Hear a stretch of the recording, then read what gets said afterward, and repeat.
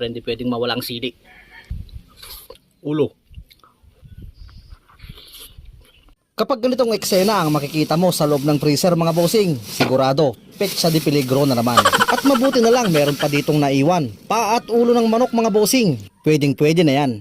Pakukuluan ko lamang sa loob ng 2 minuto ang murang dahon ng suha at tanglad. Dahil ito ang mga sangkap na mabisa, pangtanggal ng lansa. Pagkatapos ay isusunod ko na ang mga ulo at paa. Pakukuluan ko lamang ang mga ito sa loob ng 3 minuto at saka muli ay hahanguin. Hahayaan ko lamang itong lumamig upang hindi mamilansik kapag isasangkot siya. At ang pagluluto itutuloy ko na dito sa aking munting kubo. Sisimulan ko ito sa paggigisa ng mga rekado. Sabay bagsak naman ng ating pangmalakasang pyesa. Sasangkutsahin ng maganda-ganda sabay sasabawan ng katamtaman, saktuhan lamang upang mapalambot ang ulo at paa.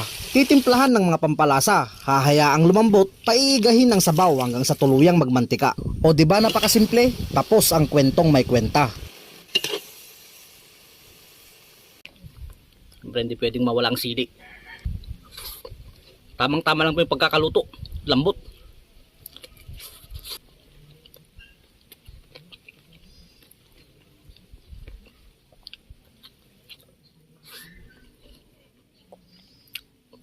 Ulo.